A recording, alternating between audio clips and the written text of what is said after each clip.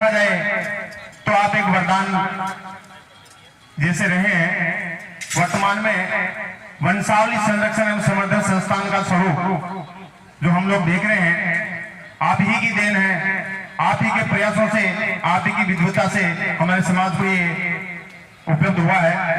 और ये बड़े सौभाग्य की बात है कि वंश लेखक समाज की ये जो संस्थान बना, इसके प्रथम अध्यक्ष भी हमारे समाज से रहे और वर्तमान में अध्यक्ष वो भी हमारे समाज से ही है। वो चाहे किसी भी पार्टी से रहे हो, ये हमारे लिए बड़े सौभाग्य की बात है। पाठ्य पुस्तकों में, किताबों में जो हमारे समाज के बारे में अभी वर्तमान में पाठों में पढ़ाया जा रहा है, बच्चों ने इसके विषय में जानकारी प्राप्त की है, वो भी आप ही की देन है कि आप ही के प्रयासों से और आप ही के विद्वता के कारण आज हमारा समाज इतने दिनों से जो गुमनामी के अंधेरे में खोया हुआ था, लोगों के लिए अनजान था, तो वो धीरे धीरे ही सही लेकिन वो पहचान बनाता जा रहा है। ऐसी ही मान विभूति हमारे बीच में राष्ट्रीय स्वयं सेवक संघ के कर्मठ स्वयं सेवक माननीय श्री राम प्रसाद जी साहब, मैं आपसे कृतज्ञ निवेदन करता हूं कि कृपया पधारें और आपका मार्गदर्शन और शुभाशीर्वाद हमें प्रदान करें। कर्तव्य ध्वनि के साथ सभी एक साथ आपका स्वागत करेंगे। श्री प्रताप सिंह जी साहब।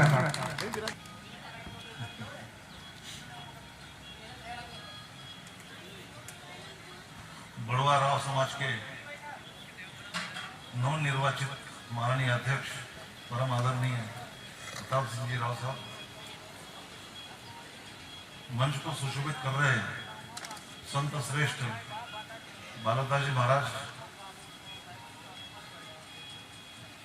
और यहाँ उपस्थित ब्रह्मा की संतानों, सरस्वती पुत्रों, वंशावली की पुरोधाओं, आप सब लोगों ने मिलकर मेरे जैसे एक राष्ट्रीय संघ के साधारण स्वयंसेवक को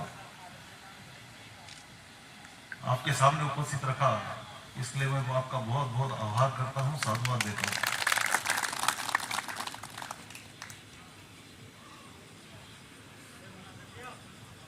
आज अध्यक्ष का शपथ ग्रहण का रस्म अदायगी हुआ।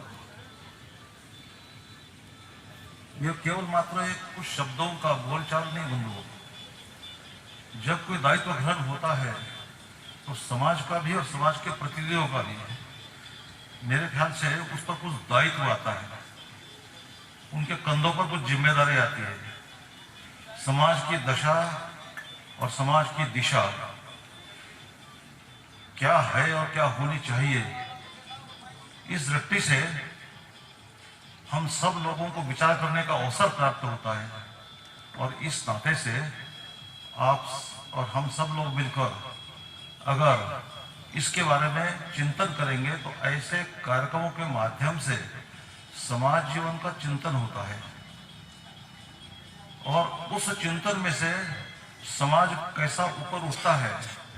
क्योंकि किसी भी समाज में बंधुओं कुछ अच्छाइयाँ होती है, कुछ बुराइयाँ भी होती है, लेकिन जो समाज जागरूक रहता है, जो समाज सक्रिय रहता है, जो समाज के उत्थान के लिए, समाज के विकास के लिए, समाज के आगे दिशा तय करने के लिए जागरूक रहता है, तो वह समाज निश्चित रूप से एक श्रेष्ठ परंपरा स्थापित करता है। और यह जो बड़वा राव समाज जो है, यह सचमुच में ही ऐसा विद्वत इसको उपाधि दे रखी है। उसका कारण क्या है, ये तो आप हम सब लोग जानते हैं, सारा देश जानता है। इस नाते से हम सब लोगों को, जैसे कि हमारे पूर्व कुछ कार्यकर्ताओं ने बोला कि हम सब लोगों को एक होकर काम करना चाहिए, यानी कुछ न कुछ बात है जिसके कारण से ऐसे शब्दों का उच्चारण करना पड़ रहा है। तो हम सब लोग मिलकर सचमुच में ही एक मुखी होकर संगठन के रूप में आगे बढ़ेंगे। तो यह जो विधा है बंधुओं, वंशावली लेखन की, यह विधा बड़ी अप्रतिम विधा है। मुझे सबसे पहले इस विधा के बारे में 2007 में भरतपुर जिले के गुलपाड़ा मस्जिद में जब मैं एक बैठक लेने गया था, तो उस समय मुझे ज्ञान हुआ। मैं आपको मेरी जीवन की बातें बताता हूँ। और मुझे ऐसा लगा कि वहां मैंने कुछ प्रश्न पूछे क्योंकि मस्जिद के अंदर तो आप जानते हो सारे मुसलमान ही होंगे। तो उन मुस्लिम लोगों से मैंने कहा कि भाई आप सब लोग कन्वर्टेड हो या नहीं हो? तो सब ने एक साथ चिल्लाया कि हम सब कन्वर्टेड हैं। तो मैंने उनको पूछा कि कन्वर्ट होने से पहले आपकी जाति क्या थी, आपके गोत्र क्या थे, आपके पुरखे कौन थे, कन्वर्ट आप कब हुए, कन्वर्ट क्यों हुए, उस समय क्या परिस्थितियां थी, क्या इसके बारे में कुछ जानकारी मुझे दे सकते हैं? तो साथ हाथ खड़े हो गए और उन्होंने 2-3 प्रकार की जानकारी दी। वो सारे मीना जाति के थे, लेकिन 3 लोगों ने उसमें से मुझे एकदम तारीख बताई कि भाई इस तारीख को हमारे पुरखे कन्वर्ट हुए और उन्होंने इस्लाम धर्म कबूल किया, इस्लाम मजहब को हमने कबूल किया। तो मैंने कहा ये तारीख आपको कहाँ से मिली? तो उन्होंने कहा कि हमारे घर में जागा आते हैं और उनके पोथियों में यह सारी तारीख लिखी रहती है और वो बहुत ही प्रामाणिक रहती है, उसमें कोई इस प्रकार का नहीं है। तो ऐसा सुनने के बाद मुझे लगा कि भाई ऐसी व्यवस्था भी है, अप्रतिम व्यवस्था भी है इस देश के अंदर। मैंने कहा केवल इन, क्योंकि वहाँ मेवात के अंदर लाखों की संख्या में मेव लोग रहते हैं, उसमें से बड़ा प्रतिशत मीनाओं का है। मैंने कहा और समाज का भी इस प्रकार का कुछ व्यवस्था है क्या? वंशावली की परंपरा जिसके कारण से आप हम सब लोगों को पता लगे कि हाँ इनके पुरखे कौन थे और उनकी वंशावलियों के बारे में जानकारी। तो ध्यान आया कि सचमुच में हिंदुस्तान में 100% लोगों की वंशावली लिखने की परंपरा थी। केवल मात्र राजे महाराजे या सेठ साहूकारों की परंपरा थी ऐसा नहीं है, हर व्यक्ति की इस प्रकार की लिखने की परंपरा थी। तो मैंने सोचा कि हिंदुस्तान पर ऐसी परंपरा है तो इस परंपरा के माध्यम से दुनिया के किसी भी देश में बंधुओं इस प्रकार की व्यवस्था कहीं भी नहीं है। केवल हिंदुस्तान एक ऐसा देश है कि जहां पर हर व्यक्ति की इस प्रकार की वंशावली लिखने की परिपाटी और परंपरा। एक बहुत बड़ा वर्ग था कि जो वर्ग यही काम करता था और वो निरंतर एक दो नहीं तो पीढ़ियों की वंशावली। मैंने तो 1500 साल पुरानी वंशावलियों को ताड़पत्रों के अंदर देखा है बंधु, इसमें काम आने वाला। और इस नाते से मुझे ऐसा लगा कि इस विधा को जीवंत रखना चाहिए, यह विधा खत्म नहीं होनी चाहिए। इस विधा के बारे में मैं सामाजिक क्षेत्र में मुझे बंधुओं 50 साल हो गए काम करते हुए, लेकिन मेरे जैसा व्यक्ति भी इस विधा के बारे में जानता नहीं था। और मुझे पहली बार जब पता लगा, मैंने कहा कि यह बड़ी अप्रतिम विधा है, दुनिया जड़ों को खोज रही है, लेकिन हमारे यहाँ तो ब्रह्मा जी के समय से ये परिपाटी चल रही है। और इस नाते से इस विधा से संबंधित लोगों से मैंने संपर्क करने की कोशिश की, लेकिन कोशिश में क्या हुआ कि मैं जब पहली बार एक उदयपुर के अंदर एक समाज के एक बंधु से मिलने गया तो उन्होंने मुझे क्या कहा कि साहब हम तो शासकीय राव हैं, हमारा तो पोतिया वोतिया नहीं है। हम इस प्रकार से कुछ एक बड़ा खराब शब्द प्रयोग किया उन्होंने कहा कि हम ऐसा घूमते नहीं है घर घर पर और हमको तो जागीरें मिली हुई है, इसलिए हम उस प्रकार के राव हैं। मैंने कहा कोई नहीं, आपके पास कुछ पुरानी पोथियां तो होंगी ही। तो उन्होंने कहा कि नहीं हमारे पास तो पोथियां इस प्रकार की नहीं है। तो मुझे थी उनके पास, लेकिन उन्होंने बताने में संकोच उनको हो रहा था। तो मैंने कहा कि इस समाज को आत्मविस्मृति हो गई है ऐसा लगता है मुझे। और इस नाते से मैंने कहा कि इस समाज की इस विधा को जब तक समाज के लोग जागृत नहीं होंगे तब तक इस समाज का कोई उत्थान होने वाला नहीं है। इस समाज का विकास करना है, इस समाज को आगे बढ़ाना है, इस समाज को गौरवशाली प्रद करना है, इस विधा को जीवित रखना है। तो उसमें केवल समाज के वंशावली लेखकों की भूमिका नहीं है, समाज की भूमिका भी है, सरकारों की भूमिका भी है, राष्ट्र के हर घटक को जनमानस को इस बारे में सोचना पड़ेगा कि भाई यह विधा ऐसी अप्रतिम विधा है जिसके माध्यम से हिंदुस्तान की जटिलतम समस्याओं का समाधान भी संभव है। ऐसा जब मुझे ध्यान में आया तो मुझे तो सच में मैं बताऊं मैं आपको, मुझे तो उस रात को नींद नहीं आई। और उसके बाद फिर मैंने तय किया कि मैं स्वयं इस समाज से संबंधित नहीं हूं बंधु, मैं संघ का स्वयंसेवक हूं, एक सामाजिक कार्यकर्ता हूं।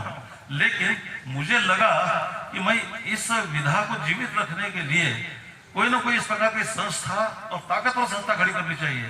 क्योंकि भाई संघ का सबसे कुछ, संघ के बारे में सब लोग जानते हैं कि विश्व की एक अद्वितीय रचना राष्ट्रीय स्वयंसेवक संघ है।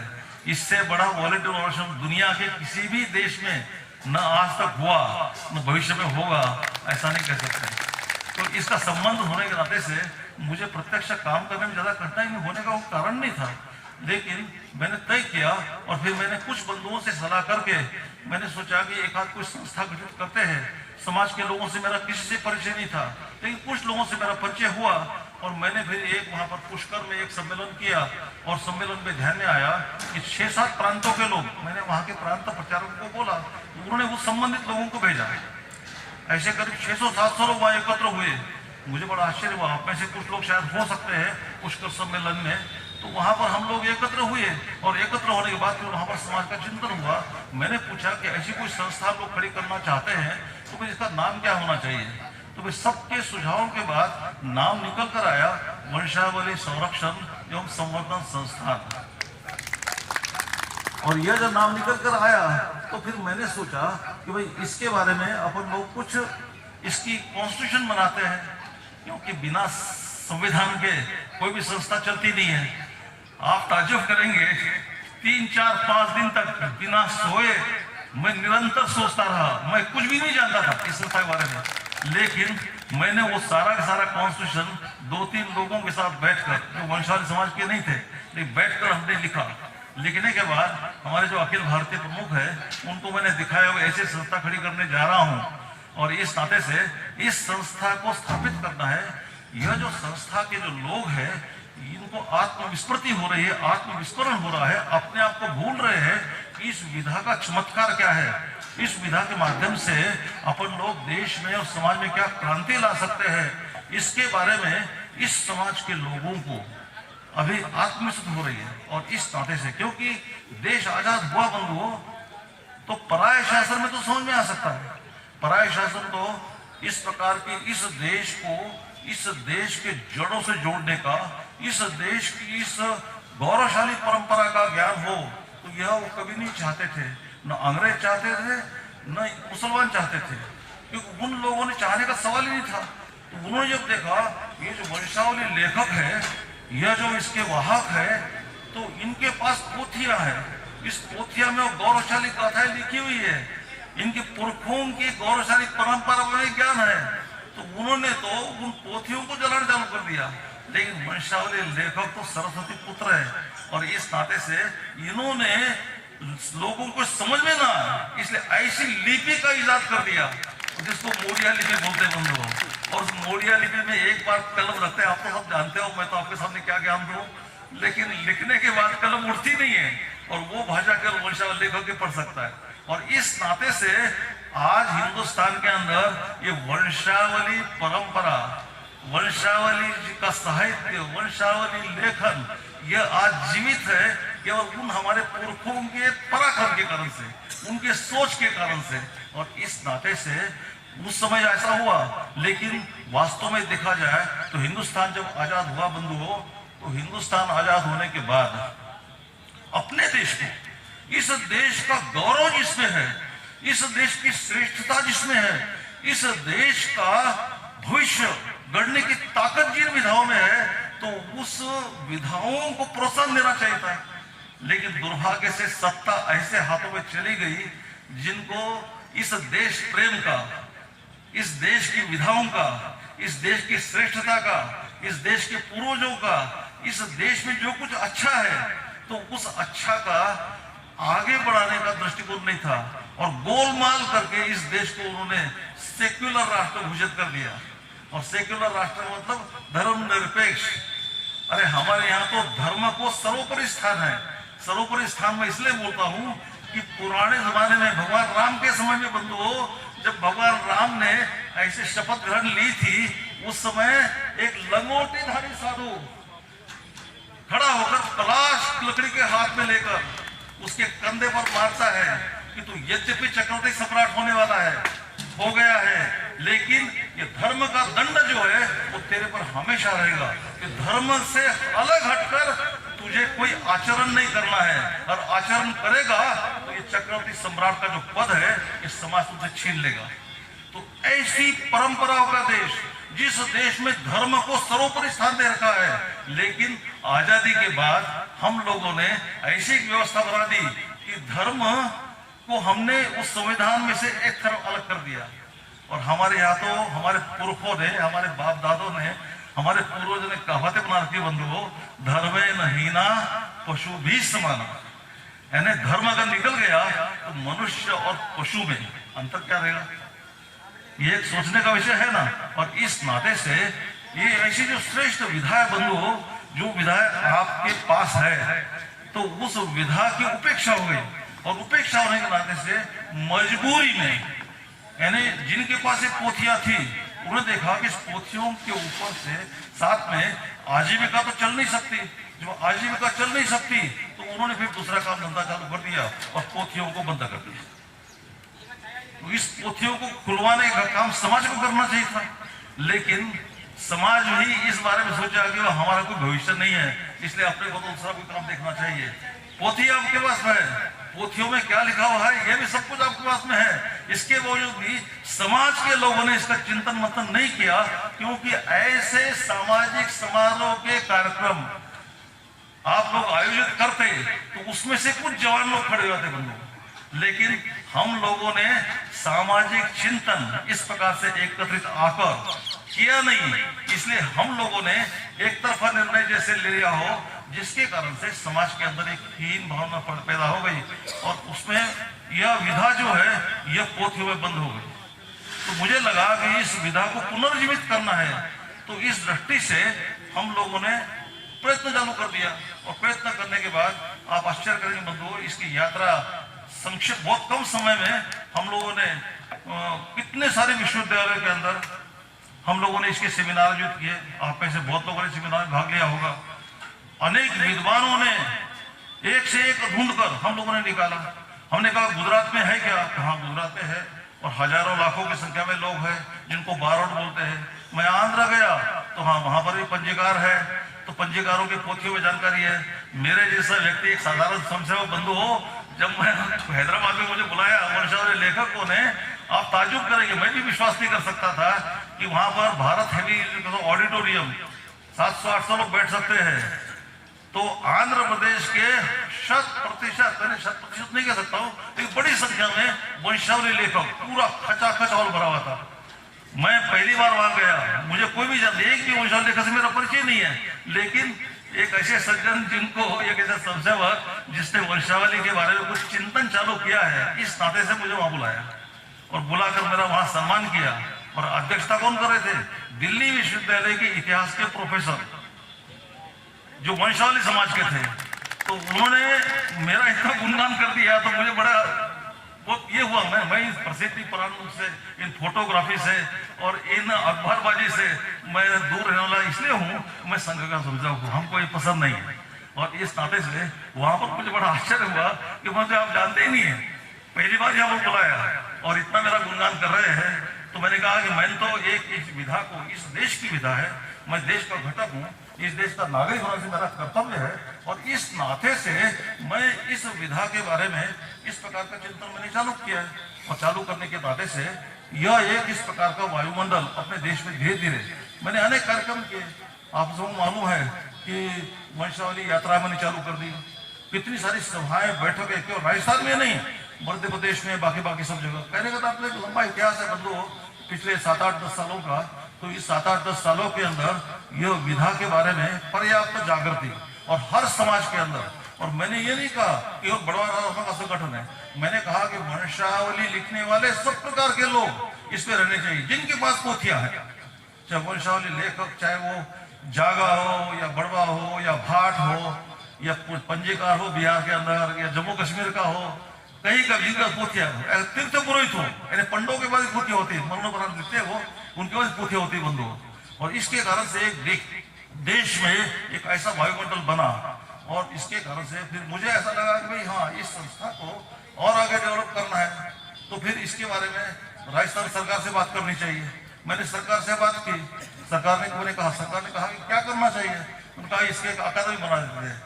तो अकादमी, मैंने कहा कि अच्छा है बनाओ। कि साहब अध्यक्ष के लिए 3 नाम दे दीजिए। मैंने कहा 3 नाम तो नहीं दूंगा, मैं एक ही नाम दूंगा। इसका कारण क्या है कि 3 नाम आते ही आपको तो शुरू हो जाएगा, जागा बोलेगा, ये बोलेगा, वो बोलेगा। अंत में जाकर मेरे आग्रह पर उन्होंने अकादमी बना दी। वास्तव में देखा जाए ना, अकादमी बनाने का मेरा उद्देश्य तो यही था बंधु कि इस अकादमी बनने के बाद वंशावली समाज, इसके बारे में समाज की जो धारणा है ना, यह थोड़ी और बलवती होगी। हर व्यक्ति को यह लगेगा कि मेरी वंशावली मुझे खोजनी चाहिए, इस प्रकार का उनको लगेगा। तो इस प्रकार से मेरी इच्छा थी कि कोई ना कोई इस प्रकार का कार्यक्रम वो करते, तो मुझे बहुत खुशी होती बंधु। लेकिन मुझे आप सब लोगों के सामने कहते हुए दुख हो रहा है कि वो केवल मात्र अपना ऑफिस कैसा होना चाहिए, फर्नीचर कैसा होना चाहिए, ये कुर्सी कैसे होनी चाहिए, स्टाफ कैसा होना चाहिए। अरे ये कौन सा तरीका है? अरे वंशावली समाज के लोग काम करते हैं, उनको कठिनाइयां क्या क्या आती है कार्य क्षेत्र में, उसके बारे में चिंतन करो, उनको प्रमाण पत्र दो, एक हाथ कोई कार्यक्रम करो ताकि पूरी समाज की एकत्रित आ जाए। लेकिन ऐसा उन्होंने कुछ भी नहीं किया, और जो पैसा मिला था लाखों की संख्या रुपए बंधुओं, वो सारा का सारा इस वंशावली का ऑफिस समाज वो लगने में लगाया। और मुझे उन्होंने एक बार भी इसलिए बुलाया नहीं, मैं पूरा ऑफिस बनाऊंगा, उसके बाद आपका सम्मान करूंगा। तो कहने का तात्पर्य बंधु हो, ऐसा अगर करेंगे ना तो फिर इस समाज का भाग्य और भविष्य कुछ रहने वाला नहीं है। इस नाते से अपने को इन बातों का विचार करना कि वे अपन लोग के पास वो विधा है बंधु हो। इसलिए वंशावली जो समाज है, इस समाज में आखिर इस समाज की जो विशेषताएं हैं, तो विशेषताओं को गहरे से सोचना होगा। सोचना इसलिए होगा क्योंकि वंशावली पोथियों के अंदर जो लिखा हुआ है बंधुओं, केवल पुरखों के नाम लिखे हुए ऐसा नहीं है, उसके ऐतिहासिक घटनाएं भी है। और जो कोई समाज अपने इतिहास को भूल जाता है, वह समाज काल के दौरान में वह राष्ट्र भी नष्ट हो जाता है। इसलिए भविष्य को गढ़ना है तो उन पोथियों से प्रेरणा लेनी पड़ेगी, और उस पोथियों के सहारे उसका जब सत्य उजागर होगा, तब फिर वह समाज अग्रणी रूप से आगे बढ़ेगा। मैं मेवाड़ में लंबे समय तक प्रचार रहा हूं बंधुओं, तो वहां पर एक कर्नल टॉड करके सज्जन हो गए विदेशी, उन्होंने एक टॉड नगर बसाया है। उस टॉड नगर में उन्होंने सारे वंशावली लेखकों की पोथी इकट्ठी कर ली, आज भी रखे हुई है। आप में से कोई गया नहीं हो तो अवश्य एक बार जाइएगा, और उनका जो प्रदर्शनी में कष्ट लगा हुआ है, उस कष्ट को दर्शन कर लीजिए। कमरे के कमरे भरे पड़े हैं पोथियों से, इतना उनसे साहित्य इकट्ठा किया। और उन्होंने इतिहास लिखा, इसका मेवाड़ का इतिहास, बड़े बड़े ग्रंथ है, 4 ग्रंथों में उससे इतिहास लिखा। और इतिहास लिखने के बाद इतिहास को जब मैंने पढ़ा तो मैंने कहा इतिहास में इतनी विसंगति कैसे है? पोथियों में ऐसी बातें लिखी हुई है क्या जिसको राणा प्रताप को महानता देने के बजाय राणा प्रताप हल्दी घाटी के युद्ध में हार गया, ऐसा लिखा हुआ है। मैंने कहा ऐसा तो कहीं नहीं। और अब जाकर वो सारी तथ्य बाहर निकल कर आ रहे हैं कि कर्नल टॉड ने उन पोथियों में से सामग्री ली और मेवाड़ के इतिहास को विकृत करने की कोशिश की, और अपने एंगल से, क्योंकि इस देश का था नहीं हो, इस देश का रहता तो शायद उस सब पोथियों के साथ न्याय करता, लेकिन ऐसा कुछ हुआ नहीं। लेकिन उस समय अंग्रेजों ने एक नगर ही बसा दिया कर्नल टॉड नगर के नाम से, आज उसका नाम टॉड नगर ही है।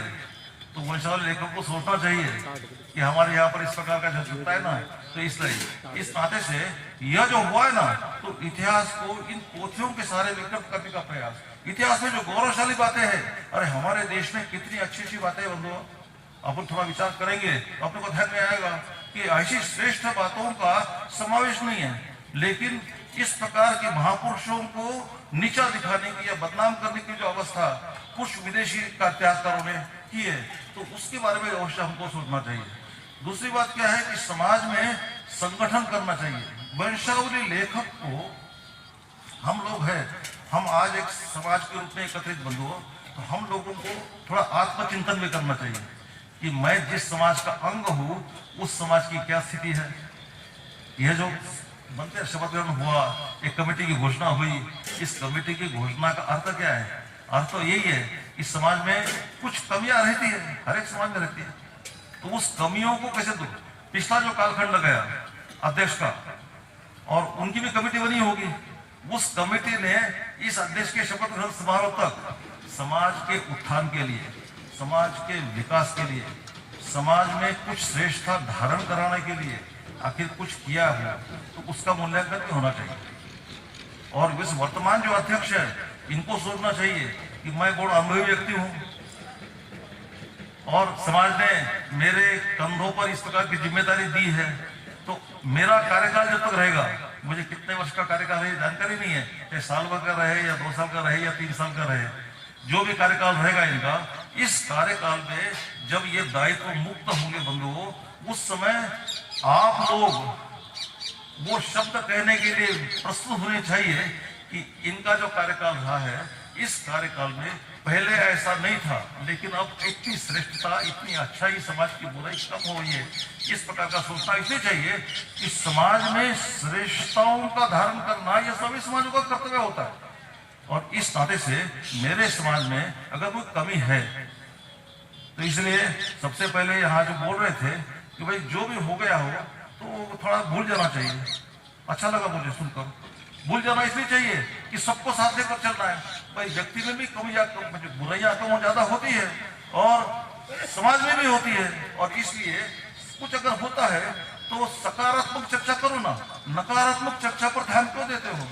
तो नकारात्मक चर्चा मत करो, सकारात्मक करके समाज में कुछ कमी है, उस कमी को अपन कैसे ऊपर उठा सकते हैं, क्या ज्यादा उसका विकास करके उसको समाज को श्रेष्ठ बना सकते हैं, क्योंकि समाज आपकी ओर बड़े गौरव से देख रहा है। बंधु, ये जो वंशावली संस्थान जो स्थापित किया ना, इस वंशावली संस्थान के माध्यम से एक ऐसी दिशा और दशा भविष्य तय करने वाले हिंदुस्तान की दुनिया इसके बारे में बंधुओं जागृत हो रही है। मैं तो बता रहा हूँ ना, मैं तो 7-8 साल के अंदर ही मुझे ऐसा लगा कि विदेशों से मुझे फोन आने लग गए। लिथुनिया नाम का देश है बंधुओं, रशिया से अलग हुआ है। उस लिथुनिया देश की जो राजा है और वहाँ की जो महारानी है, उनका फोन मेरे पास आया।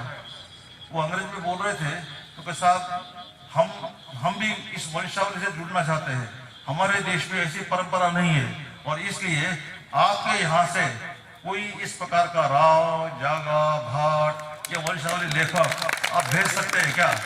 तो मैंने कहा भाई पहले भाषा सिखानी पड़ेगी उसको, और भाषा सिखाने के बाद में हम देखेंगे कि साहब, मैंने कहा आपकी समस्या क्या है? इस समस्या हमारी ये है, ये उन्होंने भी समस्या बताई मुझे कि साहब हम जब शादी करते हैं तो हमको 4 फेरों के मंत्र तो याद है, लेकिन शादी में 7 फेरे होते हैं, तो 3 फेरों के मंत्र याद नहीं है, और हमारे पुरखों के नाम भी हमको याद चाहिए, वो भी हमको नहीं है। तो इसलिए हमने ऐसा सोचा है कि अब की बार हम हरिद्वार में आएंगे और वंशावली लेखन की परंपरा का प्रारंभ करेंगे, और वहाँ आपके जो कार्यकर्ता है कृपया उनको सूचना दे दीजिए कि हम लोग वहाँ आ रहे हैं, और हमारी पोथियों का लिखने का क्रम आप लोग कृपया आरंभ करिए। तो मैंने कहा हाँ, ये तो मैं कर सकता हूँ। इसलिए मैंने हमारे उत्तर प्रदेश के जो अध्यक्ष है, जो तीर्थ पुरोहित थे, तो उनको मैंने कहा कि आपको हरिद्वार में रहना है। वो 3 दिन का कार्यक्रम इतना अप्रतिम कार्यक्रम था। लिथुनिया के लोग आए और उन्होंने सारा और देखा, और उसके बाद फिर उसके अनुसार उन्होंने पोथियों लिखेगा का प्रारंभ कर दिया। कहते हमारे देश में हम प्रयत्न करेंगे इस प्रकार। कहने का तात्पर्य यह है कि अपने पुरखों को, देश के महापुरुषों को देखो, ये लिखने की परंपरा ना होती तो आज राम को भी कौन जानता, बताओ मुझे। कहीं कहीं लिखा गया है महाभारत 5000 साल पहले होकर गया, राम तो लाखों साल पहले होकर गए, 5000 साल हो गए, 5,500 साल हो गए। तो संजय भाट अगर न लिखते, वेदव्यास को न लिखते, तो आज भगवद गीता का ज्ञान हमको होता क्या? तो यह जो पोथिया बंधु ऐसी अप्रतिम चीज है, तो मुझे जब इसकी विधा की गहराई ध्यान में आई, ध्यान में आने के बाद मैंने सोचा कि इस विधा के माध्यम से मैं इस प्रकार का वातावरण खड़ा करूंगा। एक व्यक्ति जैसे मैं सबका संसेवक हूँ, साधारण संसेवक ने निश्चय कर लिया। निश्चय करने के बाद आप आश्चर्य करेंगे कि मैंने कम से कम 10 से 12 लोगों को पीएचडी करा दिया, ऐसे प्रोफेसर ढूंढ लिए, और ऐसे प्रोफेसरों के माध्यम से फिर इसमें देश भर में ऐसे कौन कौन अच्छे वक्ता है, इसके बारे में कौन कौन अच्छा लिखते हैं। गुजरात में एक ऐसे प्रोफेसर मिल गए जिन्होंने वंशावली पर 37 पुस्तकें लिखी है। वो पुस्तक मुझे उन्होंने भेंट की। कहने का तात्पर्य है कि देश भर में इस विधा के बारे में जानकार लोग तो बहुत है, लेकिन एक चीज की कमी बंधुओं, वह है समाज का संगठन। और समाज का संगठन न होने के नाते से इस विधा की उपेक्षा होती रही है, इस विधा से दूर जाते रहे। और आप हम लोगों ने भी ये इस विधा की जो पोथियां है, इस पोथियों को ताला लगा दिया। मैंने कहा कि जब तक ये पोथियां खुलेगी नहीं, तब तक इस देश का भाग्य और भविष्य सुरक्षित होने वाला नहीं है। और इस नाते से मैंने उस दिशा में प्रयत्न किया। उस प्रयत्न के कारण से थोड़ी जागृति आई है। जागृति बहुत ज्यादा नहीं है बंधुओं, थोड़ी सी जागृति है कि देश भर में वंशावली लेखक कहाँ रहते हैं, वंशावली लेखकों के लेखक कहाँ रहते हैं, यानी इन सब बातों की जानकारी करके मैंने हिंदुस्तान के करीब करीब प्रांतों में बैठकें ली है। मैं अभी महाराष्ट्र में दौरे पर गया था, तो अमरावती के अंदर महाकाल हमारा क्षेत्र प्रमुख है, उसने वंशावली लेखकों की बैठक रखी थी, पूरे दिन की बैठक। मुझे कहा कि सारे सत्र आपको लेने हैं, 5 सत्र है, सब आपको लेने हैं। मैंने कहा भी सत्र तो मैं ले लूंगा, लेकिन यहाँ वंशावली लेखक है क्या? आप आश्चर्य करेंगे, अमरावती और आसपास के गांव से लगभग 250 वंशावली लेखक, जिनको वंशावली संस्थान की जानकारी भी नहीं थी, तो वो वहां एकत्र हुए। और मैंने दिन भर में उनको जब सारी जानकारी दी, तो वो बड़े गदगद हुए थे, भाई साहब हमारे समाज के बारे में ऐसी जागृति इसके पहले तो कभी देखी नहीं गई थी, लेकिन अब ऐसे देखने को प्राप्त हो रही है। तो यह सचमुच में हमारे बड़ी गौरव की चीज है। और आप हमको बताइए, हम जैसा आप बताएंगे उस प्रकार से हम करेंगे। कहने का तात्पर्य बंधुओं इस प्रकार का है कि ये जो पोथियां है ना, इस पोथियों में ज्ञान भरा हुआ है। और ज्ञान भरने के नाते से मैंने वहाँ जोधपुर में गया था, तो मुझे पता लगा कि भाई 1-2 हमारे पुलिस अधिकारी थे, तो उन्होंने PhD की है वंशावली। मैंने कहा कौन से समाज के हो? हम कायमखानी समाज के। मैंने पोथियां देखी, पोथियां देखने के बाद मुझे भी आश्चर्य हुआ, इतनी सारी सवारी कहाँ से लाए? तो पुलिस साहब हमारे जो बड़वा जी हैं राव साहब, तो उनके पोथियां मांग कर लाई थी। मैं कहा कहाँ रहते हैं? उनका भी महिला में रहते हैं, जयपुर के पास में। तो मैंने कहा उनका नाम बताओ और नंबर दो मुझे। तो मैं जयपुर आकर उनके घर गया। मैंने कहा आपके पोथिया वो पुलिस अधिकारी लेकर गए थे क्या? हाँ साहब लेकर गए, लेकिन हमको वापस लौटा दी। अरे मैंने कहा कि आपको तो लौटा दी उसने, लेकिन उस पोथियों में जो कुछ सामग्री है, उस सामग्री के साथ है उसने और उसके पत्नी ने PhD कर ली है, और उसके बाद फिर पोथियां आपको लौटा दी है। तो एक एक पोथियों में इतनी जानकारी है कि जिसमें 50 लोग PhD कर सकते हैं। कहने का तात्पर्य है कि आप लोग प्रत्यक्ष काम करते हो, लेकिन इसका चमत्कार रहता है आपको ध्यान में नहीं है। और इस नाते से अब धीरे धीरे मैं तो सबको बोलते रहता हूँ, भाई अपने अपने वंशावली ढूंढो। तो हमारे जो क्षेत्र के संघचालक भगवती प्रसाद जी, जो नोएडा में वाइस चांसलर रहे 5 साल तक, से बड़े एक हिंदुस्तान का बड़ा अनुपम विश्वविद्यालय है बंधुओं, उसके वाइस चांसलर रहे। उनको मैंने कहा, तो 3 दिन पहले मेरा फोन आया, भाई साहब मेरे खानदान की वंशावली मैंने ढूंढना चालू कर दिया है, और चालू करने के बाद अब तक 76 पीढ़ियों की जानकारी मेरे पास आ गई है। और मेरे पुरखे बप्पा रावल के समय में बप्पा रावल को सहायता करने में ऐसी ऐसी भूमिका उन्होंने निभाई है, ये सारी जानकारी मुझे दे रहे। तो कहने का तात्पर्य यह है बंधुओं, तो ये जो पोथियां है ना, इस पोथियों को हल्के में मत लीजिए। और इस प्रकार से अगर इसका अपना श्रेष्ठता स्थापित करनी है, तो समाज के लोगों को एकत्रित बैठना पड़ेगा। एकत्रित बैठेंगे और इस पर चिंतन करेंगे और एक ताकतवर संगठन खड़ा करेंगे। संगठन खड़ा करना बहुत जरूरी है। बिना संगठन के संघ शक्ति, कलयुग चल रहा है, कलयुग का तो सिद्धांत ही है बंधुओं कि संघ शक्ति कलयुग है, यानी संगठन में ही शक्ति होती है। ये कलयुगों का दर्शन है। और इस नाते से हम समाज में किसी प्रकार के लोग हो, अपन एकत्रित बैठेंगे और एकत्रित बैठकर अगर प्रयत्न करेंगे। केवल मात्र यही नहीं बंधुओं, दुनिया भर में जहां जहां लोग है ना, वो जड़ों को खोद रहे हैं। मैं बता रहा हूं आपको, जड़ों को खोद रहे हैं। यानी यूरोप में यह खोज चल रही है कि 2022 साल पहले हम लोग क्या थे। अरब कंट्री में खोज चल रही है कि इस्लाम का आविष्कार होने से पहले हम कौन से त्योहार मनाते थे, हम नमस्कार कैसे करते थे। आज तो हम सलाम वालेकुम सलाम करते हैं, उसके पहले कैसे करते थे। और इसलिए वहां के लोग इतने कट्टर नहीं है, लेकिन यहाँ कट्टरता बढ़ रही है। वहां तो नरेंद्र मोदी जी ने मंदिर स्थापित कर दिया, आप ताजुब करेंगे। यानी अरब जैसे देश में मंदिर की स्थापना होना और वहां के लोगों का, वहां के राजा का, वहां का सुल्तान का आशीर्वाद मिलना और उसकी जमीन प्राप्त होना और उसके आर्थिक सहायता तो लिया नहीं उन्होंने, लेकिन वहां मंदिर बहुत बड़ा विशाल मंदिर बना है। तो कहने का तात्पर्य यह है कि दुनिया भर बंधुओं ऐसा है। एक हमारे यहाँ कि हमारे अजमेर और भोपाल के भाई शासन रहे, वो एक बार वहां चले गए थे अफ्रीका के अंदर, तो वो थे छिपा समाज के, तो उनके पास एक महिला बैठी थी हवाई जहाज के अंदर। तो शुरुआत में तो नींद आ रही थी, लंबा सफर था। जब इनकी नींद की जागृति हो गई तो महिला उनको पूछती है, अब कहाँ जा रहे हैं? हम जा रहे हैं जोहान्सबर्ग, दक्षिण अफ्रीका में एक शहर है। तो कह रहे हैं कि आप का नाम क्या है? ML छिपा। तो वो महिला बोलते हैं कि CHIPA छिपा। हाँ हाँ वही छिपा, तो हमारे यहाँ भी बहुत है, वो महिला बोल रही थी। तो उसको बड़ा आश्चर्य हुआ, और आश्चर्य हुआ तो उसने कहा कि आप किसी को जानते हो क्या, छिपा को? तो कह नहीं मैं जानती नहीं हूँ। इसमें क्या है, नेट पर जाइए और टाइप कर दीजिए छिपा, तो छिपा क्लब बना हुआ है और वो छिपा में हजारों लोग जुड़े हुए हैं। उसको बड़ा आश्चर्य हुआ। ये सब जो वहां गए जोहान्सबर्ग, उतरते ही सबसे पहले गेस्ट हाउस में जाते ही लैपटॉप निकाला और टाइप किया छिपा क्लब जोहान्सबर्ग। आप आश्चर्य करेंगे, छिपा क्लब जोहान्सबर्ग के 30,000 से ज्यादा मेंबर है और वो सब छिपा है। और उनके पहले पृष्ठ पर जो लिखा हुआ है कि हमारा गुरु कौन, तो नागौर में रहने वाला बाबूलाल भाट, उसका नाम उसके अंदर लिखा हुआ है। तो वो हमारा गुरु इसलिए कि उन्होंने हमको एक ज्ञान कराया कि हमारे पूर्व के कौन थे और कहाँ से आए और यहाँ जोहान्सबर्ग में रह गए। तो ये सब बातें, वो सारे मुसलमान थे। तो कहने का मेरा तात्पर्य ये बंधु हो कि अपने को इन बातों की उपेक्षा नहीं करनी चाहिए। अगर अपन प्रयत्न करेंगे तो मेरे जैसा अपना कार्यकर्ता भी अगर मान लो थोड़ा प्रयत्न करता है तो एक विलक्षण जागृति ला सकता है ना। आप सब लोग मुझे इतना मेरा गुणगान कर रहे थे ऐसे संबोधनों से, इसकी योग्यता इतनी मेरे में नहीं है बंधु कि मैं तो इसके बारे में बहुत अप्रिय हूँ। आप तो प्रत्यक्ष धरती के उस समाज के पुत्र है और इस नाते से आपके सामने तो मुझे इस प्रकार से कोई भाषण देना या बोलना यह उचित नहीं होता है। लेकिन इसके बावजूद भी प्रयत्न करेंगे ना तो दुनिया में असंभव कुछ नहीं होता है और इस नाते से अपने को इन बातों का विचार करना चाहिए।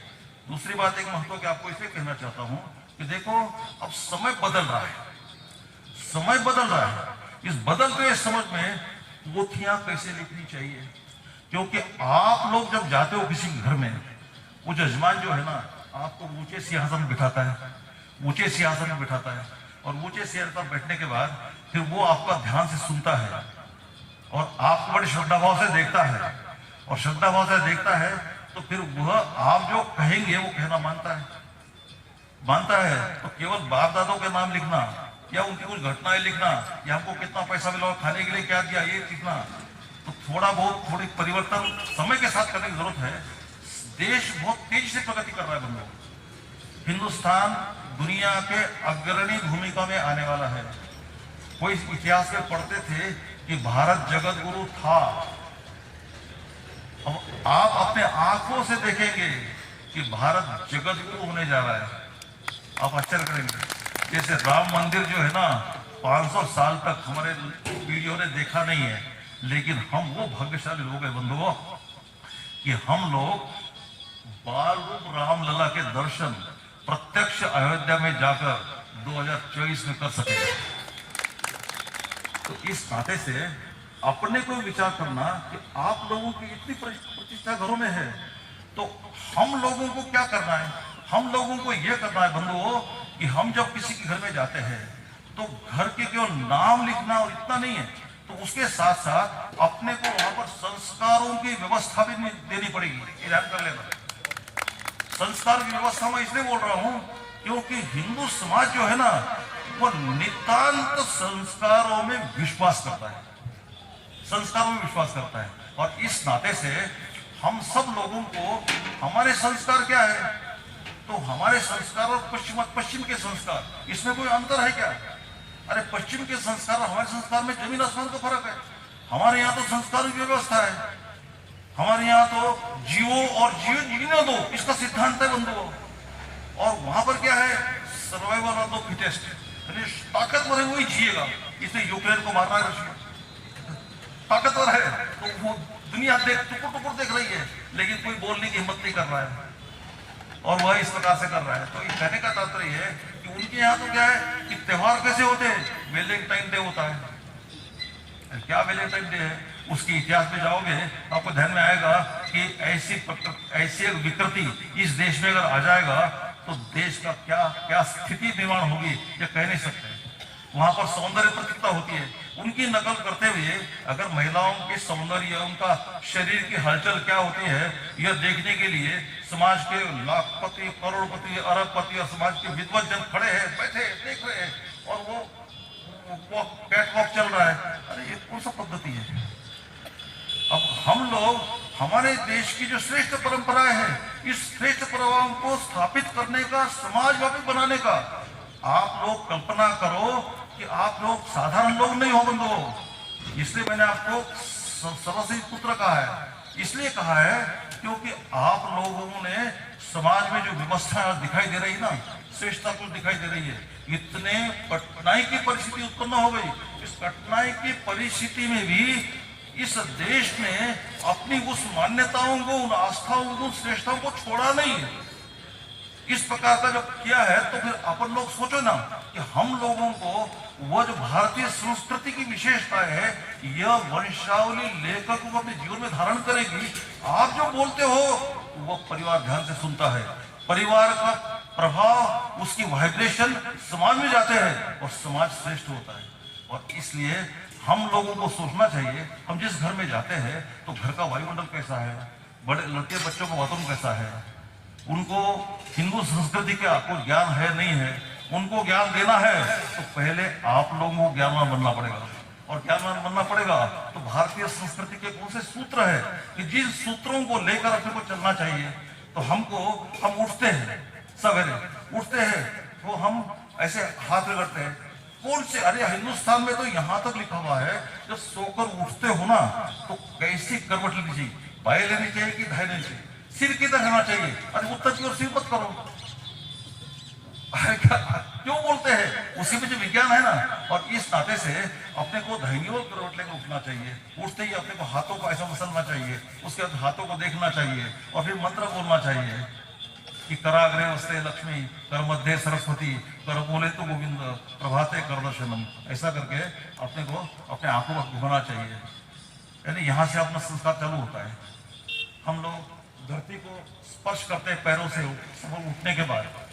तो हमारे यहाँ श्लोक है बंधुओं, वह श्लोक है, समुद्र वसने देवी पर्वत स्तर मंडले विष्णु पत्नी नमस्त्युभ्यम पाद स्पर्शम क्षमस्व। यानी इसका धरती का वर्णन किया, धरती माता का वर्णन किया है कि समुद्र वसने देवी, ये समुद्र पर रहने वाली देवी, ये पर्वत तेरे स्तन जैसे है, और विष्णु पत्नी, धरती माता को विष्णु पत्नी कहा है, विष्णु पत्नी नमस्त्युभ्यम पाद स्पर्शम क्षमस्व में। ये मेरे पैर, दिन भर तेरे पे चलूंगा और इसलिए मेरे पैर तुझे लगेंगे, तो पाद स्पर्शम क्षमस्व में, यानी उन्होंने क्षमा मांगी है और उसके बाद हम चलना चालू करते हैं। स्नान करते हैं तो गंगे चैव गोदावरी सरस्वती नर्मदे सिंधु के साथ साथ श्रेष्ठ नदियों का स्मरण करते हैं। भोजन करते हैं तो मंत्र बोलते हैं, ओम सहना भवतु सहना होता है, ब्रह्मार्पण ब्रह्मवीर ब्रह्मणा होता। मैंने अपन ब्रह्मा जी का स्मरण करके अपन लोग, कोई व्यक्ति भूखा न रहे। मंत्र का तात्पर्य ये है, आपके सामने ये जो श्लोक दिया है ना, तो मुझे इन आयोजकों को मैं अवश्य बोलना चाहूंगा कि ऐसे संस्कृत के श्लोक देने से पहले उसका अर्थ भी नीचे लिखिए। तो श्लोक तो बोल देंगे लेकिन इस श्लोक का अर्थ क्या है यह आप में से किसी को मालूम नहीं होगा। हम साथ साथ चले, हम कंधे से कंधा में काम करें, यानी इस प्रकार का बड़ा सुंदर भावार्थ है। संगठन मंत्र है ये बंधु, वेदों में लिखा हुआ है। और इस नाते से अपने को इन बातों का ध्यान रखना चाहिए। हमको शाम को दीप प्रज्वलन करते हैं, उसका भी मंत्र है, शुभम करोति कल्याणम। रात को सोते हैं, उसका भी मंत्र है। कहने का तात्पर्य बंधुओं, हिंदुस्तान में तो वह भावना है बंधुओं। तो इन बातों का अध्ययन, मैं तो इस संस्थान के अंदर जो काम कर रहा हूं ना, मैं इसका एक प्रशिक्षण चालू करने वाला हूँ। और प्रशिक्षण वंशावली लेखकों को ये सारे मंत्र, भारत की परंपरा, भारत की विधाएं, भारत की श्रेष्ठता, और यह इसके 5-7 दिन का वर्णन लगाने वाला हूँ। मैंने इतना होमवर्क कर रखा है इसका। और इस नाते से आप लोगों को यह सब करेंगे ना, किसी घर में जाएंगे, बच्चों के संस्कार देंगे। अरे बच्चा पढ़ता है तो वहाँ कैसे फोटो लगे हुए, इसको बोलेंगे चप्पल जूते लाइन में उतारो, इतना भी बोल देंगे तो कैसा संस्कार होगा। आप कल्पना करो ना। हम तो संभाले करते ही है, लेकिन समाज के लोग, आप लोग वहां जाकर ऐसा बोलोगे तो समाज की जो आस्था है ना, समाज की जो आपके प्रति श्रद्धा है, वो 1000 गुना बढ़ जाएगी। और दूसरी बात क्या है कि अगर हम लोगों को, हम जब बोलते हैं ना, जो बोलते हैं उसके अनुसार आचरण करते हैं। अगर हमारा कथनी और करनी में अंतर अगर उस जजमान ने देख लिया तो आपकी क्या हालत होगी या और देख लेता। और इसलिए हम लोगों को सोचना चाहिए। मैंने सुना है कि समाज में अनेक प्रकार की विकृति आ रही है, यानी समाज में अपने को नशा करने की आदत लग गई है। अरे मैं कहता हूँ कि नशा, तंबाकू, शराब, मद्य क्यों खाते हो? अपने देश के अंदर तो ऐसी कोई पार्टी थी नहीं कभी। जब इस प्रकार का है तो हम में से समाज में एक दूसरे को बोलेंगे ना, मेरे भाषण से कुछ होने वाला नहीं बंधु। देखो मेरे में कोई परिवर्तन आता है। मुझे अगर सवेरे, मैं रोज 3 बजे उठ जाता हूँ। 3 बजे इसलिए उठता हूँ क्योंकि मैंने स्वयं तय कर रखा है, मेरा संविधान मैंने बना रखा है। मेरा संविधान ये है, मुझे 3:01 1 सेकंड देर नहीं करता हूँ। इसलिए देर नहीं करता हूँ क्योंकि मैंने, दूसरों ने मुझे बताया नहीं, वो बात तो मैंने पालन की है, मैंने बनाया, मेरे लिए बनाया और मेरे लिए बनाया है। इसलिए मुझे क्या क्या करना है, मुझे सवेरे योगा करना है, मुझे सेंट्रल पार्क में घूमने जाने जब रहता हूँ, तब बाहर जाता हूँ तो घूमने जाना है, 1 घंटा 20 मिनट में वो कार्यक्रम होता है। तो कहे तत्पर के जो बातें अपन तय करते हैं ना, तो हम जिस समाज में जो बातें, जो वक्तव्य देंगे, तो उसके अनुसार आप लोगों को भी अपना जीवन बनाना पड़ेगा। जीवन की पवित्रता ये बहुत बड़ी चीज होती है बंधु। और इस नाते से हम लोगों को ऐसा विचार करना, और जो जो भारतीय संस्कृति की विशेषता है, भाई घर में तुलसी का पौधा है नहीं, अरे घर के माता भगिनी को इतना ही पूछ लेंगे, आपके घर में तुलसी माता है या नहीं है, इतना पूछ लेंगे। कुछ लोग अरे मेरे घर में तो नहीं है, तो लगवा देंगे। अरे तुम भोजन करते समय गोग्रास निकालते हो कि नहीं निकालते हो? अरे पूछने में क्या करता है? गाय को तो माता मानना एक शब्द है, लेकिन इसके बावजूद भी आचरण में आप लोग पोथियां पढ़ने जाओगे तो उस समय ऐसा कुछ आचरण करोगे ना, तो फिर मैं समझता हूँ कि गांव का नहीं, परिवार का वातावरण बदल जाएगा और बदल जाएगा। तो भारतीय संस्कृति की जो जो विशेषता है बंधु, अप्रतिम विशेषता है। दुनिया में ऐसी विशेषता किसी भी समाज में मिलती नहीं है, किसी भी समाज में। और वहां परिवार बिखर रहे। मैं तो कहता हूं कि 3-3 पीढ़ियां एक साथ रहती तो श्रेष्ठ परिवार मानता हूं। 4 पीढ़ियां हो तो अति श्रेष्ठ, ऐसी मेरी मान्यता है। तो कहने का तात्पर्य क्या है कि अपन लोग जब हम बोलते हैं वसुधैव कुटुंबकम, अरे ये बोलने की बात नहीं बंधु, सारे दुनिया को हमने कुटुंब माना है। ये भारत की संस्कृति है, भारत की विशेषता है। हम हमेशा मंत्र बोलते हैं तब बोलते हैं सर्वे सुखन संतु, सर्वे संतु निरामया। हम बोलते हैं संत लोगों के प्रति हमारी श्रद्धा है और इसलिए सबसे पहले हम उनके चरणों को छूते हैं, क्योंकि उनकी विशेषता है हमारे जीवन में आ जाए, ये हमारा सोच है। वंशावली समाज को अपने को श्रेष्ठ बनाना है ना, केवल पोथियां और बाबदा उतारने नहीं चलेगा। तो अपने को इस श्रेष्ठ क्या क्या बातें हैं बंधु, उन सब बातों के बारे में अपने को होमवर्क में जाना पड़ेगा। अच्छा वंशावली का कौन है? जो वंशावली विदा की सारी जानकारी रखता है, जो नियमित रूप से समय समय पर जजमानों के यहाँ जाता हूँ और उसके साथ साथ फिर वहां पर लोगों से वार्तालाप करके फिर बाद में कुछ विशेषता है वो विशेषता उनको बताता हूँ। तो कहने का तात्पर्य है कि अपने को यह सोचना चाहिए इस वंशावली लेखन से हिंदुस्तान का क्या कल्याण होने वाला है। ऐसा अगर कोई पूछे तो वंशावली लेखन से समाज में जागरूकता बढ़ती है, समाज संस्कारवान होता है, पुरखों की जानकारी मिलती है, तो नाती पोतों में गर्व की भावना उत्पन्न होगी। हमारे बाप दादा ने ऐसा काम किया है, हम ऐसा कोई काम नहीं करेंगे जिसके कारण से हमारे खानदान पर कलंक की उंगली कोई उठा दे। यानी पोथियों का तो यह महत्व है बंधु। और इस नाते से अगर हम सामान्य जन को इतनी श्रेष्ठ जानकारी देते हैं ना, तो यह छोटी मोटी बात थोड़ी है। इसलिए अपन लोगों को सोचना चाहिए इन बातों में, और ऐसा करेंगे तो वंशावली विधा को अगर अमर बनाना है बंधु, तो हम लोगों की भूमिका क्या है यह चिंतन का विषय होना चाहिए। शपथ ग्रहण केवल औपचारिक नहीं होना चाहिए। यहाँ पर अगर शपथ ग्रहण के साथ साथ आज दिन भर का कार्यक्रम रहेगा, एक सत्र ऐसा भी रहेगा कि जिसके अंदर वंशावली लेखक को, इसको अगर जन जन का विषय बनाना है, समाज का विषय बनाना है, राष्ट्र का विषय बनाना है, देशोत्थान का विषय बनाना है, तो फिर हम लोगों को एकत्रित जब आते हैं, ऐसे बड़े बड़े लोग यहाँ एकत्रित, आज विद्वान लोग हैं और पुराने लोग हो सारे आप, तो इसे आप लोगों को एकत्रित बैठकर ऐसे बातों के लिए एक सत्र में विचार निकालना चाहिए, ताकि हमारे समाज की कमियां क्या है ये भी ध्यान में आएगी, और श्रेष्ठता है और कमियां है तो किसी को दायित्व देना चाहिए, कमियों को दूर करना है, इसे समाज को साथ लेना है। मेरा कहने का तात्पर्य बंधु ये है कि अपन लोगों को यह विचार करना चाहिए। दूसरी बात एक बड़ी महत्व की है, जो बोलकर मेरी बात को विराम दे रहा हूँ, तो कहने का तो वो बहुत सारी बातें हैं। मैं तो क्या है कि पूरे दिन मैं वंशावली करते मैं रात और दिन इस दुनिया में रहता हूँ। तो इसलिए कहने का तात्पर्य तो बहुत है, क्योंकि मैंने जब से इस विधा की गहराई को नापा है ना, तो तब से मुझे ऐसा लगता है कि सचमुच में जीवन की मेरा जो उत्तरा जीवन का है ना, ये सार्थक हो गया।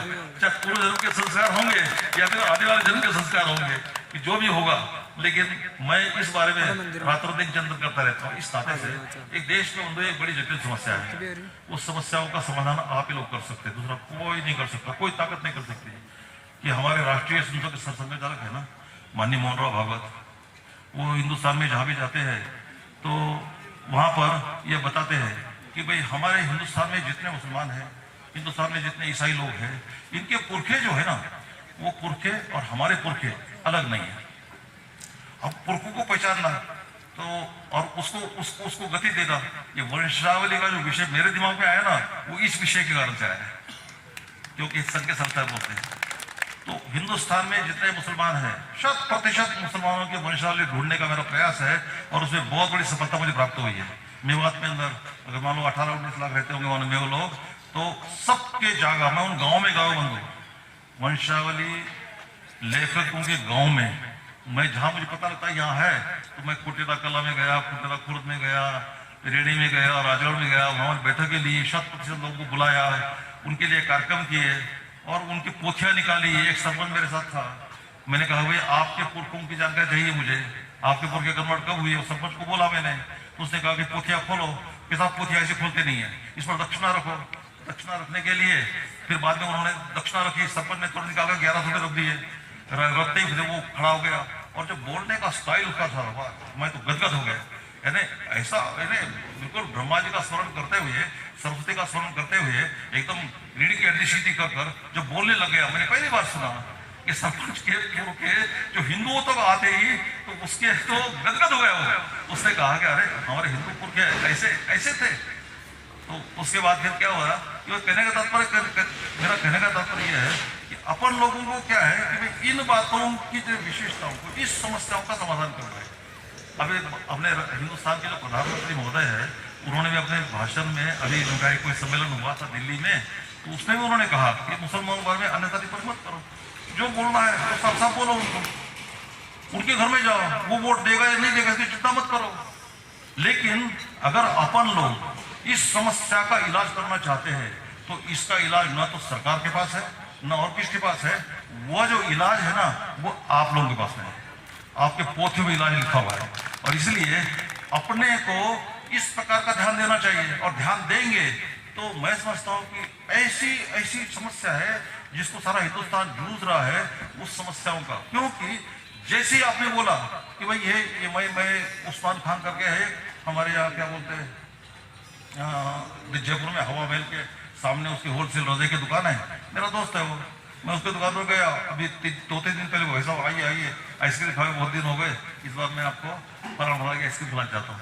मैं जो गया दुकान पर जाने के बाद उसके दुकान में आप आश्चर्य करेंगे, उसने अपने जगह को ढूंढ लिया, वंशावली लिखी पूरी। अरे बड़े बोर्ड पर उसकी रजाइयों की दुकान है, बहुत बड़ी दुकान है, लेकिन वंशावली पूरी लिखी हुई है। मैंने भी आश्चर्य किया, ये क्या कर दिया आपने? तो साहब आपने बोला था ना जगह को ढूंढो, मैंने जगह को ढूंढ लिया और वंशावली निकाल ली सारी, और निकाल कर मैंने यहाँ पर लिख दिया कि हमारे कम से कम नाती पोतों को भी पता लगना चाहिए कि उनके पुरखे कौन थे। तो कहने का तात्पर्य यह है कि थोड़ा प्रयत्न की जरूरत है। अगर अपन ऐसा कुछ प्रयत्न करेंगे ना, तो मैं विश्वास से कहता हूँ आपको कि समाज का चित्र बदल जाएगा।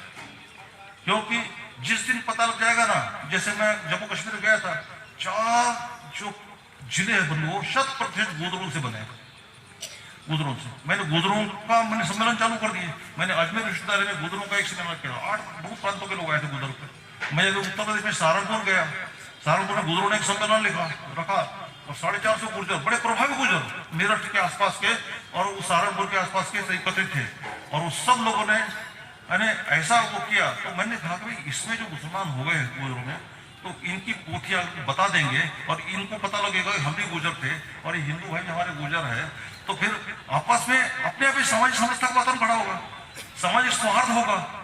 यानी यह जो काम है ना, यह काम करने का है। जो काम करने का है वह अगर हम करने की कोशिश करेंगे तो सामाजिक चित्र एकदम बदल जाएगा भाई लोग। इस नाते से आप सब लोग से विनती है कि आप सब लोग एक दिशा ले लो काम करने की। पोथियों को छोड़ो मत, मैं आपको अभी भी कहता हूँ, पोथियों को भगवान की कृपा से कभी छोड़ना मत। यह हमारे जान प्राण है और इसको कितना श्रेष्ठ बना सकते हो उन पोथियों को। देखो समय बदल रहा है और समय बदल रहा है तो पेट्रोल खत्म होने वाला है, डीजल खत्म होने वाला है, तो हाइड्रोलीन निकल रहा है। यानी पहाड़ी एरिया में तो पानी से चलने वाली रेलगाड़ियां चालू हुई होगी, क्योंकि पानी में से दो पार्टिकल होते हैं हाइड्रोजन के, एक होता है ऑक्सीजन का। एक छोटी सी मशीन है जो हाइड्रोजन ऑक्सीजन को अलग करती है और बनता है हाइड्रोनील। उस हाइड्रोनील से वो रेलगाड़ी चल रही है।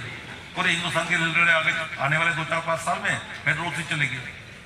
पेट्रोल नहीं रहेगा तो फिर ये आ जाएगा। फिर एक छोटा सा चिप है, चिप के आधार पर एक ऐसा चिप निकाल दिया किसी एक जवान लड़के ने कि जिसके अंदर बिना इंजन के, एक चिप के सहारे, एक छोटा सा इंजन होता है, वो लगने के बाद फिर 1000 किलोमीटर तक जा सकती है कार। तो कहने का मतलब कि समय बदल रहा है ना, इंटरनेट का जमाना आ गया है।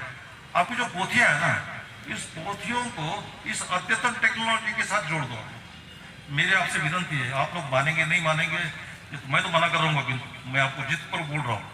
मैं जो बोलता हूँ ना, एक अक्षर भी मैं इधर उधर नहीं बोलता हूँ। मैं आपको करने के लिए बोल रहा हूँ तो 100% मैं उस बात को करूंगा। मेरा स्वभाव ऐसा है, संघर्ष के कारण से मेरा स्वभाव ऐसा है। इस नाते से इन पोथियों को इस नेट से जोड़ दीजिए, उसका पासवर्ड अभ्यास होगा। और एक छोटी सी चिप के अंदर बड़ी पोथियों का बोझ लेकर जाना, वो अब समाना बदले। समय के साथ में बदलो अपने आप को, समय के साथ शिक्षित हो।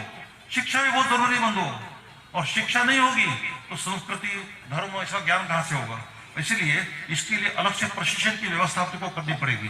तो कहने का तात्पर्य मेरा यह है कि आप सब लोग जो है ना, वो इस दिशा में चिंतन करो। इस दिशा में अगर यह चिंतन करेंगे तो निश्चित रूप से मैं विश्वास से कहता हूं कि जैसा अपन चाहते हैं ना, आने वाला कल केवल आपका हिंदुस्तान ही नहीं, दुनिया ऋणी होगी। क्योंकि दुनिया खोज रही है हमारी जड़ें कहाँ है, और जड़ों को खोजने में फिर हिंदुस्तान का जो ये विधा जो है ना, ये बहुत बड़ी भूमिका अदा करने वाली है। और इसलिए अपने को सारे देश में अगर डंका फहराना है तो समाज को संगठित होना पड़ेगा, समाज को योग्य बनाना पड़ेगा, समाज को शिक्षित होना पड़ेगा, समाज को निर्व्यसनी होना पड़ेगा। समाज में भारतीय संस्कृति के श्रेष्ठ विधाएं अपने जीवन में उतारनी पड़ेगी, और समाज यह जन जन का विषय बने।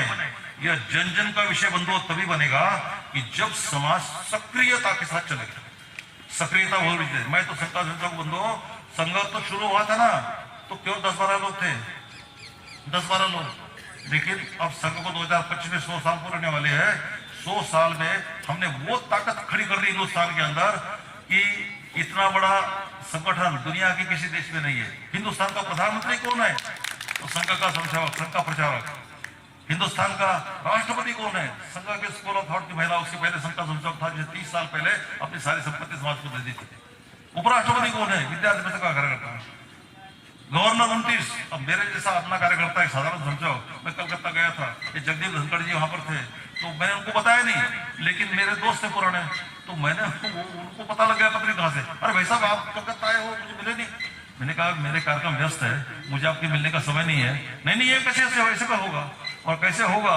तो फिर बाद में उन्होंने कहा कि नहीं, जिसके घर आपका आज भोजन है वो भोजन कैंसिल करो। मैंने कहा आप तो व्यस्त रखते था।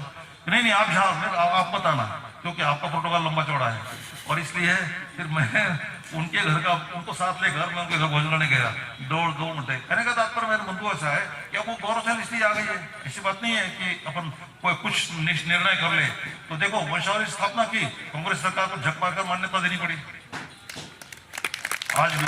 और इसका मतलब ये चीज स्थायी हो गई। तो फिर और समाज अगर सक्रिय रहेगा, समाज जागृत रहेगा, तो समाज का भविष्य कितना उज्जवल हो सकता है। पैसे की कोई कमी नहीं। पैसे की कमी इसलिए बोल रहा हूँ, मगर मैंने कोटा के अंदर वंशावली पीठ की स्थापना की। वाइस चांसलर ने मुझे कहा, रामसाद जी इस पीठ को हम अखंड रूप से चलाना चाहते हैं। मैंने कहा अखंड चला के पैसा चाहिए पता, तो कल कि मैं 1 करोड़ रुपया इस पीठ के खाते में डाल रहा और उसका उद्घाटन करने के लिए आपको आना है। और मैं चला गया, और उन्होंने 1 करोड़ रुपया उस कोटा विश्वविद्यालय के वंशावली पीठ में उन्होंने डाल दिया। लेकिन अगर उसको सक्रिय रूप से नहीं चलाएंगे ना तो कैसे होगा। मैंने सोचा कि भाई वंशावली के अंदर लोग पढ़ाई करें, तो बीकानेर विश्वविद्यालय के अंदर मैंने भाई चंद्र को बोला तो उन्होंने MA वंशावली चालू कर दिया। 56 लोगों ने एडमिशन लिया, 56। आप आश्चर्य करेंगे। कहने का तात्पर्य है कि अपन प्रयत्न करेंगे ना तो दुनिया में असंभव कुछ नहीं होता है बंधु, शून्य में से संसार खड़ा कर सकते हैं अपन लोग। इस नाते से आप लोग अपने उस विधा को पहचानिए, बस विधा में असीम ताकत है, तो हिंदुस्तान का नहीं दुनिया का भाग्य बदल सकती है। और इस नाते से ऐसा का चिंतन विचार करते हुए अगर अपन लोग विचार करेंगे तो निश्चित रूप से आने वाला कल जो है ना वो हिंदुस्तान का होगा, और उसका प्रमुख कारण आप लोग होंगे। और इस नाते से ऐसा चिंतन विचार करते हुए अपन लोग अपनी कल्पनाओं का भारत गढ़ने के लिए सक्रिय रूप से करते हुए मुखिया संभाल लो, और उसके अनुसार उसमें जो श्रेष्ठता लानी वो लाओ, और उसके अनुरूप फिर आगे बढ़ाओ, संगठन को शक्ति प्रदान करो। इतना कहते हुए मेरी वाणी में विराम दे रहा हूँ। बहुत बहुत धन्यवाद। बहुत बहुत आभार और धन्यवाद